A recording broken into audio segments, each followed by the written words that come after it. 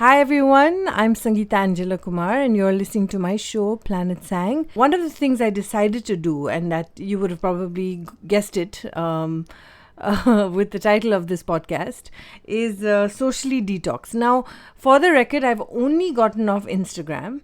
But I think Instagram is as big as it gets, at least for me, because I was on Instagram most of the time. So it all began with a show. Well, it began with Snowden and it began with lots of things. But over the weekend, I watched a show on Netflix called The Social Dilemma. And if you've seen it, you would know what I'm talking about. But if you haven't seen it, I would suggest go check it out. Not to convert you. For me, I think it was... I have been thinking about a lot of things. So this movie kind of pushed me to take decisions because I was convinced personally. But I also did a poll on Instagram, and it was really funny because I actually did a poll thinking that people would be like, no, don't leave. But the funny thing was that 60% of my friends and like audience, because I had a brand account, said leave, and 30% said stay. And I was like, oh, okay. Like that kind of was like the final straw for me, because I was already convinced that I should leave, but I was waiting for someone to say no, stay.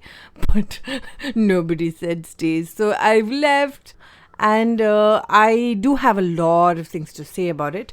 Probably because I have time to talk now, because earlier I just never had time. So let's get started with the negatives, okay? Like what I miss about Instagram. I miss the mini photo shoots. So what happens is, because I'm a photographer and because I don't have any work right now, I love every time I would make a meal, I would arrange things well. I would do a nice mise en scène and take a picture and then post it. So I miss that. I miss the mini photo shoots.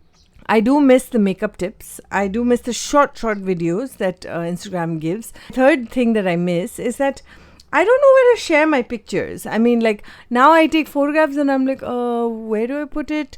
So that's what I miss about Instagram. Actually, the thing is that I think social media makes you a little self-obsessed.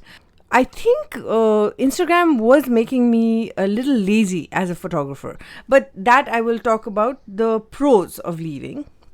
So, of course, I spoke about the fact that Instagram made me a little lazy, and now I am thinking a lot more about what I take, like in terms of photographs. One very key thing that I'm going through right now is that I've got time, and I've got time to clean and cook, and I never knew that Instagram was such a waste of time. You know, like my mom has always said, you're just wasting time. You know, like as most moms say, like, what is the point of posting these pictures? What is the point of shooting these videos? But not being on Instagram has actually given me a lot of time. Now, just a little side, I do want to say that nothing horrible has happened to me. I have not been trolled. My reasoning and decision to get off was... again, I mentioned the movie, but it was primarily because there was a line in the movie saying, if you don't pay for it, you are the product. Okay. And I really thought about it, because I do a lot of like content creation for people, for clients. And I started thinking about myself as a product, and I was like, no, I don't want advertisers to look at my feed and, recommend something based on my feed. Now, I know it seems very self-obsessed. My feed wasn't that impressive. But I think for me, it was also a humbling experience that I am not that important as my views or my picture. Like my pictures or my views are not going to make history. They're not that important. So it really made me think about the fact that am I so obsessed with myself, or am I so obsessed with my place in the universe that I feel the need that my life is really going to make a difference to anybody's life. And maybe my life makes a difference to some people, but I'm friends with those people and I'm in touch with those people. So my life will continue being an influence to those people's lives, or even people around me, based on my relationship with them, not based on my feed or my content creating on Instagram.